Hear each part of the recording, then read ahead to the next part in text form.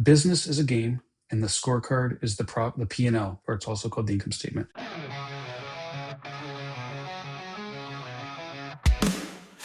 to CTOs, where tech meets the world, where CTOs share the tales and the comments so startups do big names and innovations unfold. How many CTOs will share their stories untold?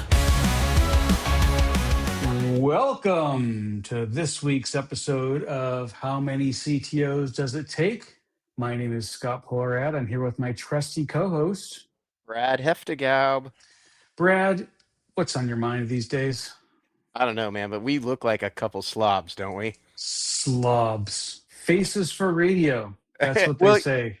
you know, it's funny you say that, right? Because I think that I don't know, maybe we shouldn't spend a whole 30 minutes talking about this, but there is this sort of I feel Well, like if we're not, I'm sorry, let me interrupt you.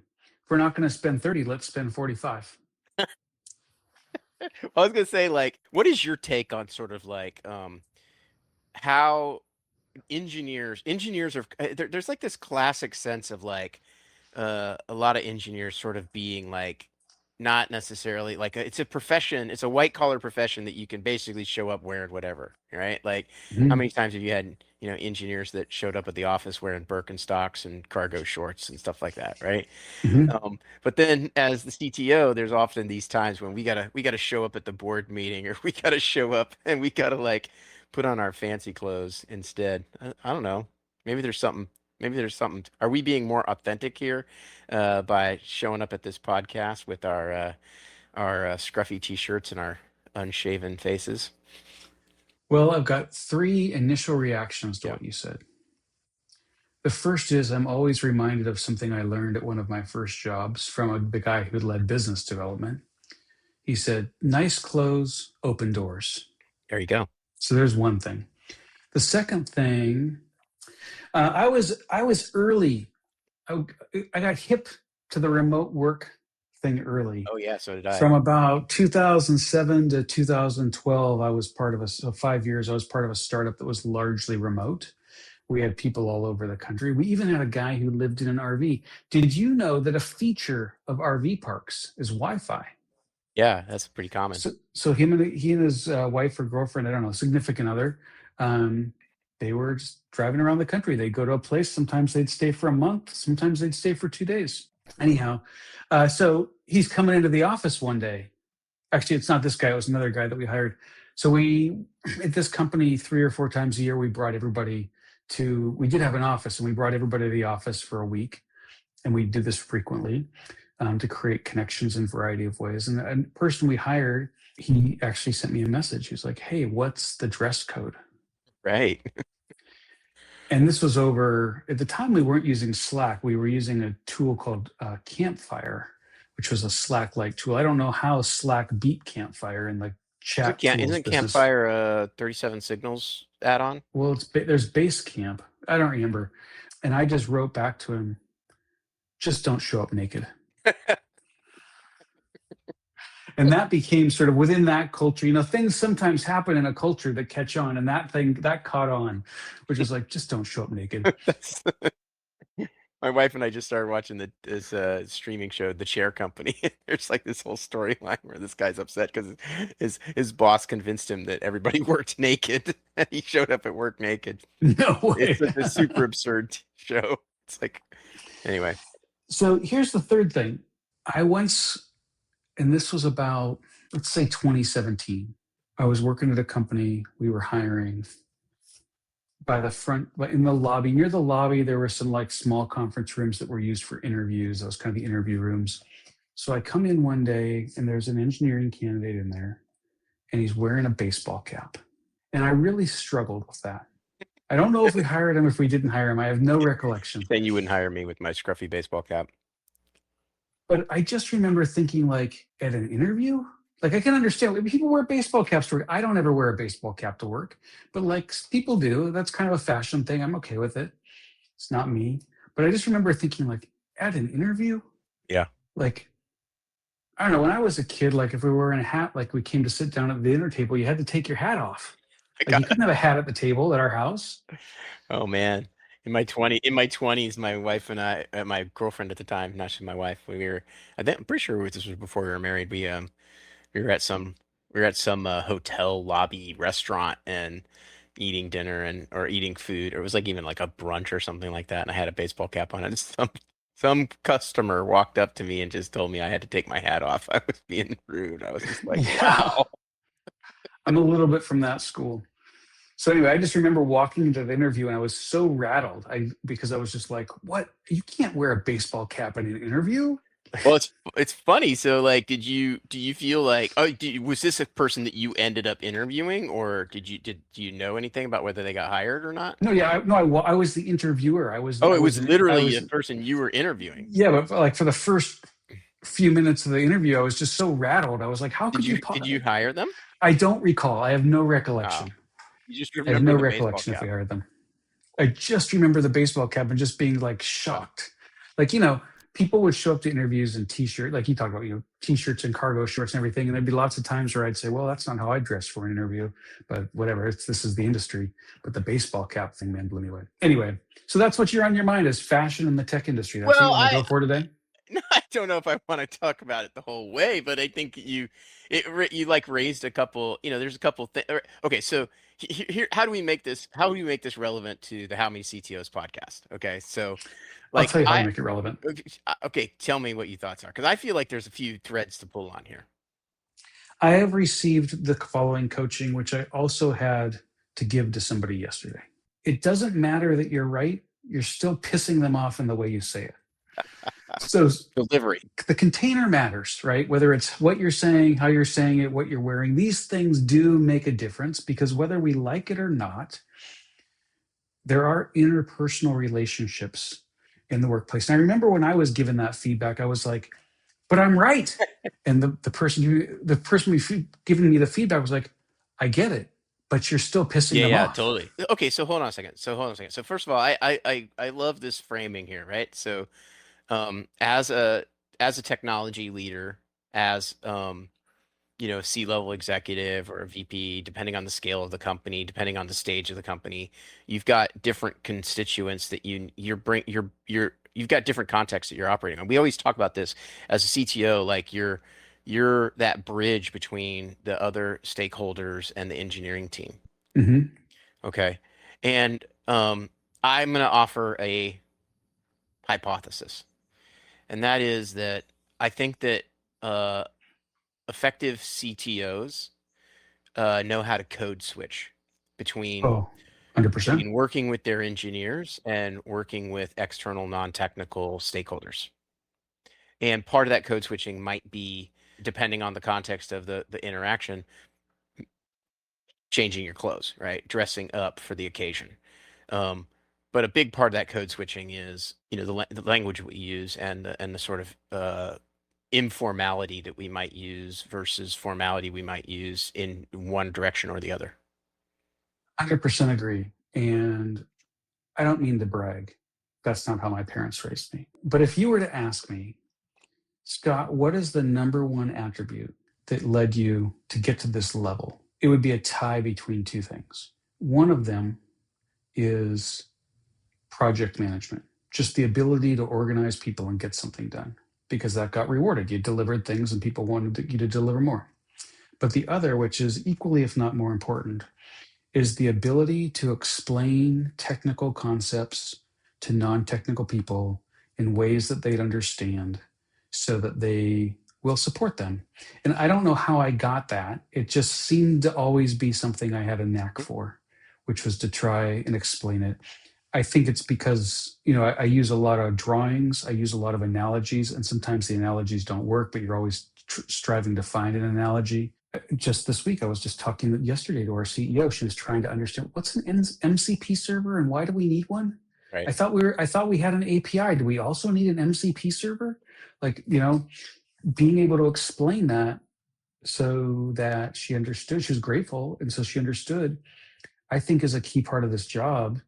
And frankly, it's a skill to hone. I mean, I've definitely flopped at it a few times, but you see those CTOs or engineering managers or whatever that get in there and the jargon with the whiteboard and their eyes gloss over and people are like, Yeah. and they don't want to give you the money.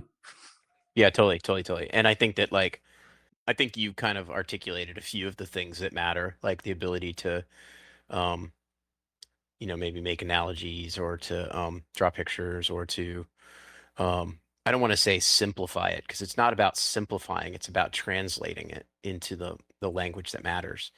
But I think that one skill that's important to have in order to be successful at that is you need to have a business awareness as well. So it's sort of like, you know, this is one thing I would say, coaching to engineers that want to move up in management, like being able to explain things to your non-technical stakeholders is critical. And one way that you're going to get better at that is if you spend a lot of time trying to learn more about understanding about how businesses operate and what um, what success looks like in business, right? Because what success looks like in engineering is not directly related to what success looks like in business.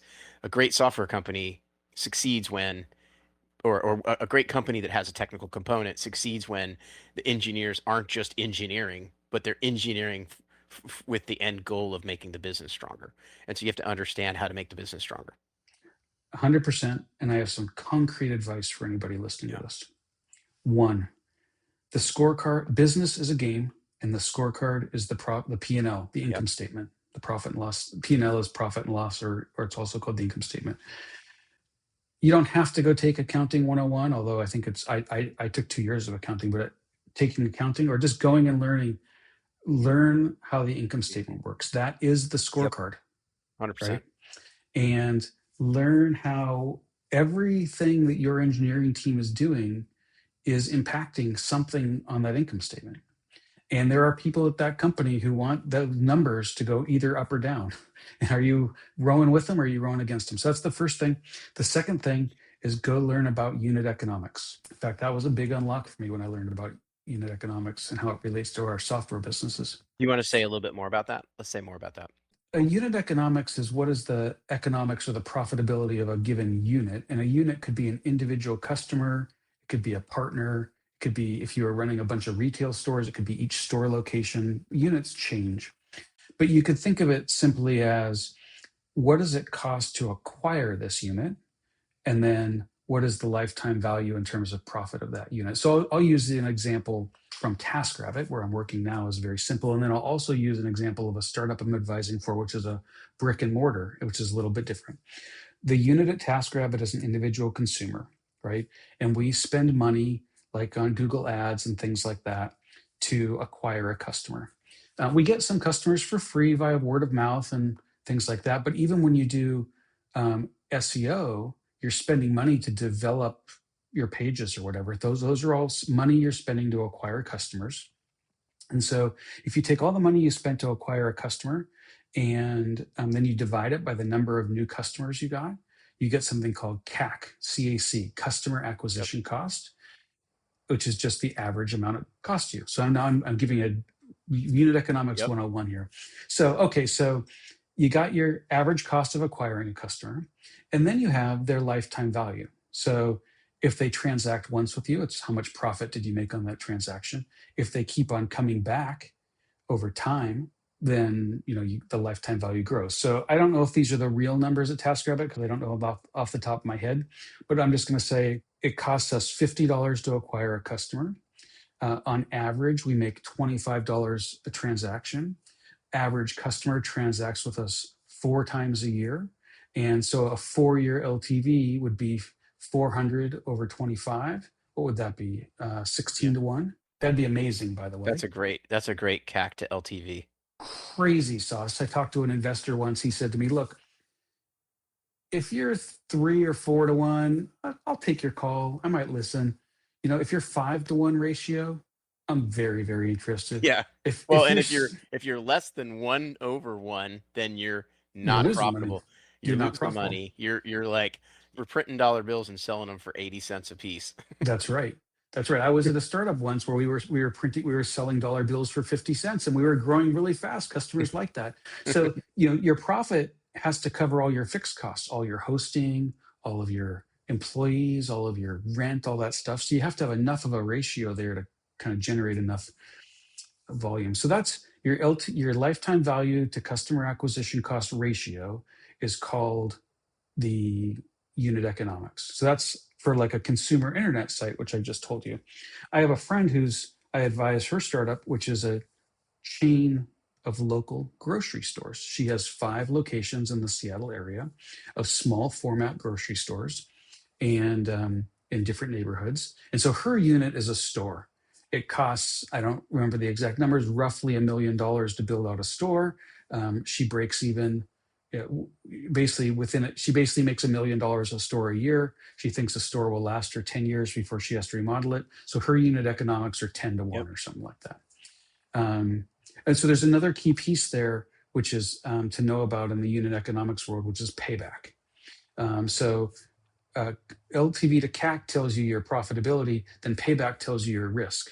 If you get your money back in a year, that's very different than if you get it back in 6 months or if you get it back in 24 months, because time has risk. So again, from my understanding, at least in the consumer internet world, under 12 months, nobody has less than 6 months. When I say nobody, I mean figuratively, like 6 to 12 months is good. Over 12 months, not over 18 months, nobody's going to invest in you. And You sort mean of as far 12 as to 18. payback CAC? Payback CAC. It's just too risky. Yeah. Too much could change Yeah. in that time. Totally. Well, so this is great. So I love it. So we went from punk rock sweatshirts and baseball caps to we just gave our budding CTO listeners a quick little mini lesson on lifetime value, customer acquisition cost, and unit economics.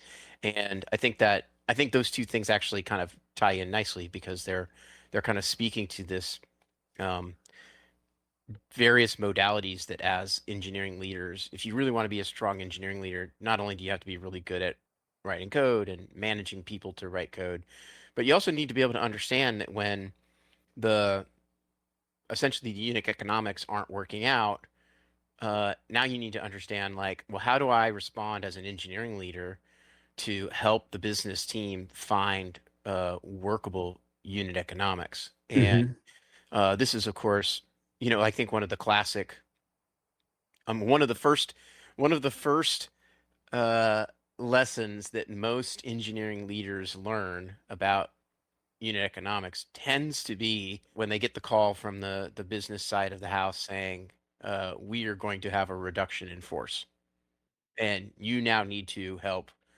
identify how to restructure your engineering team to make this make our business work. Yeah.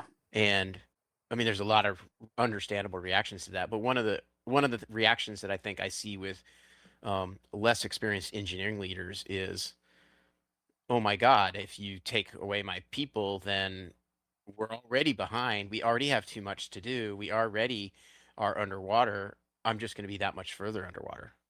Hmm. And maybe something that we can try to kind of speak to here is like, okay, well, it doesn't really matter if you get the software done if the unit economics aren't working out. Yeah. If you don't know what those projects, if they're not either essentially increasing your CAC, well, Or decreasing your CAC, decreasing your CAC or increasing the lifetime value, or putting more units through the system, right? More volume, improving growth, sure. right? Essentially, each one of those units that goes through generates a little bit of profit.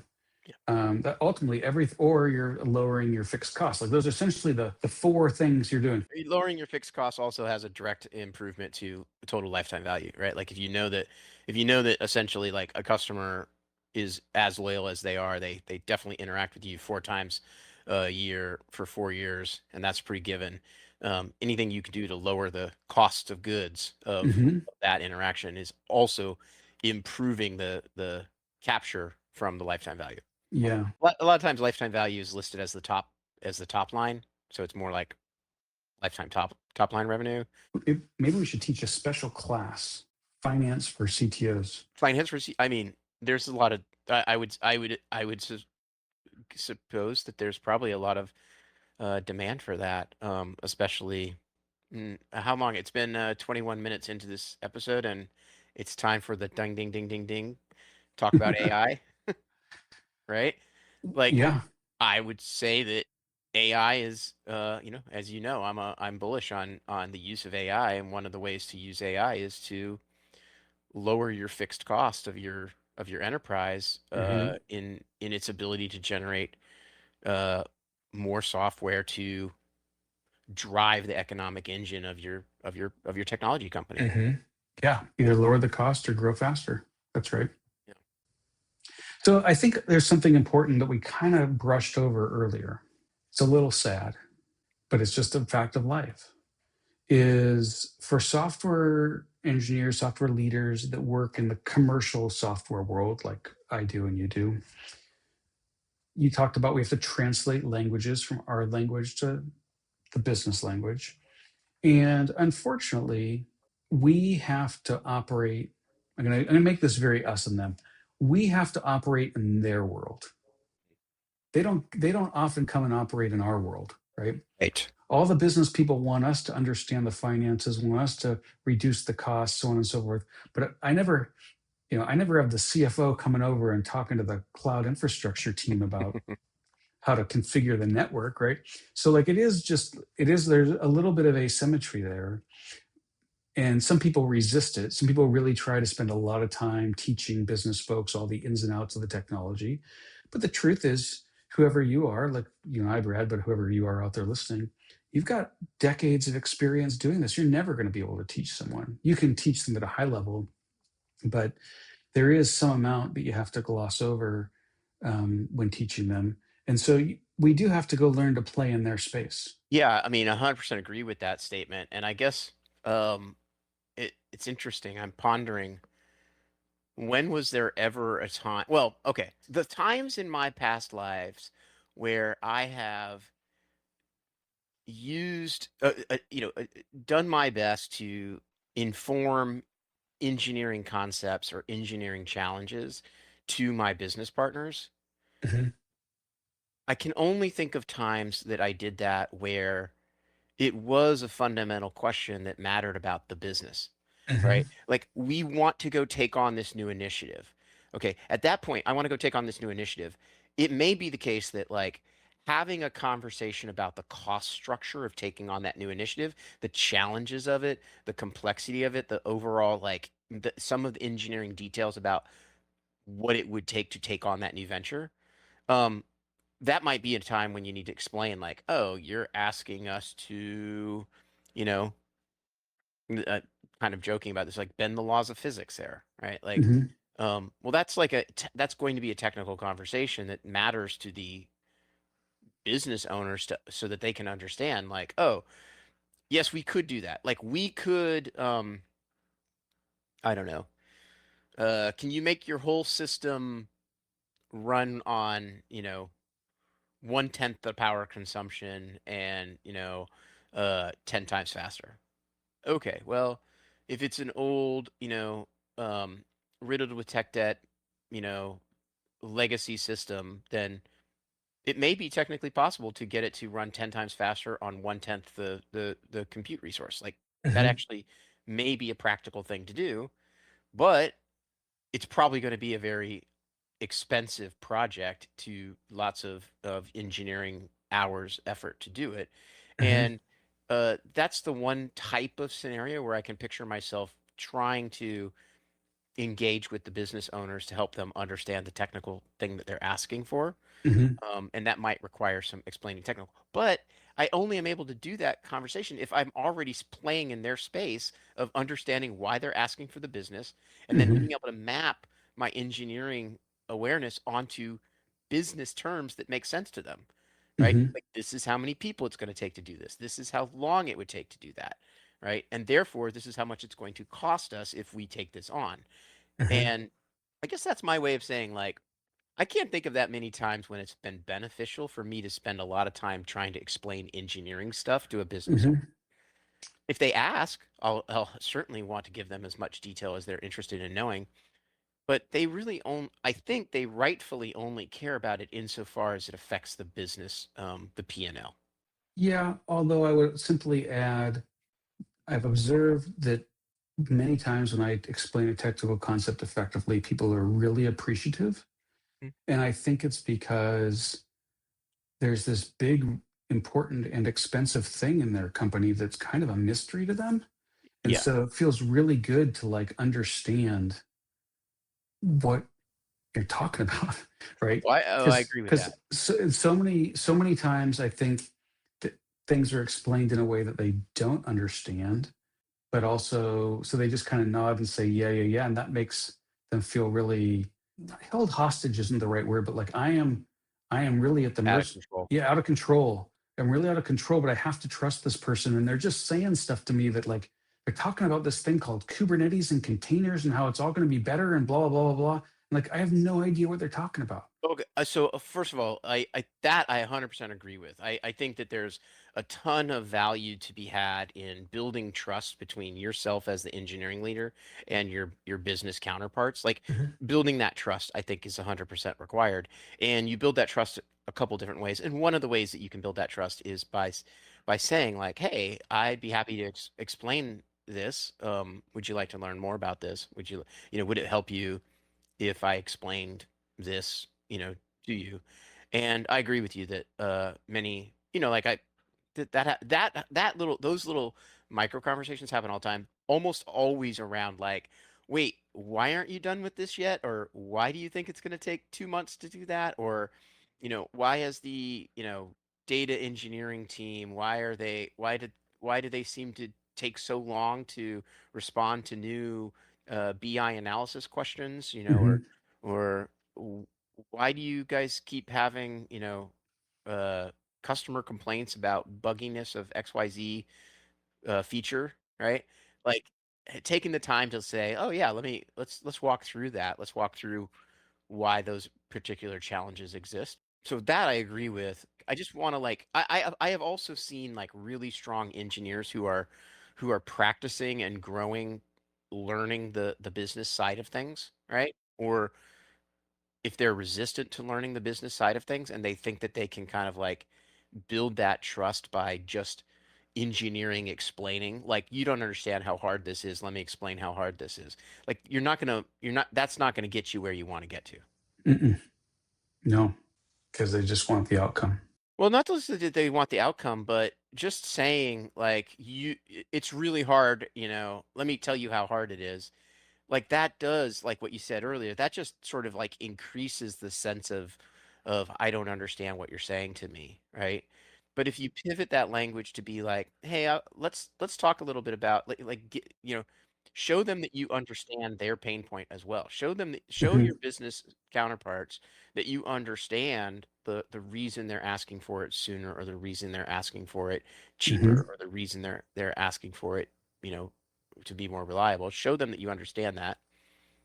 Make sure you get the business needs, and then use your understanding of the business needs to speak to the technical challenges you're facing. Mhm. Yeah, I think that's right. And if you can, I find sometimes helpful when I'm trying to explain a technical thing to start with kind of the business impact. Let me give an example of what I mean. A minute ago, I talked about trying to explain why we need to containerize things and use Kubernetes. Just imagine, Brad, you're the CFO.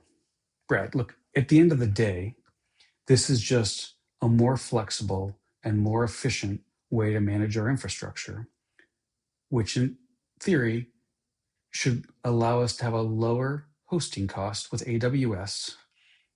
Therefore, our cost of to serve will be lower. Can I tell you exactly how much we're at this moment? I mean, maybe if we modeled it out, I could, but like I'm just telling you conceptually, it's just a more efficient and more flexible way, which allows us to do things more efficiently. That's why we're doing it.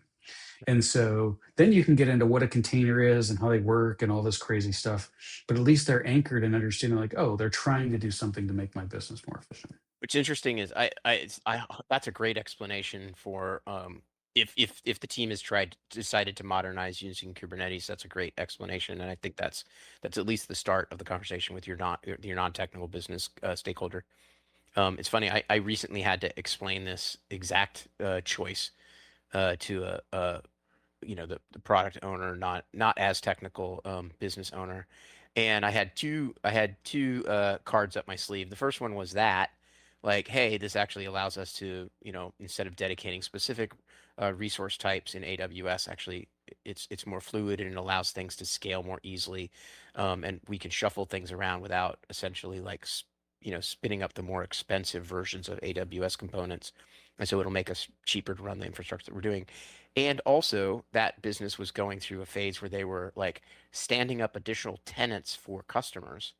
And this had the advantage that, like, oh, this makes it super easy for us to stand up new tenants for other customers. Like, that's what it's really good at doing, you know?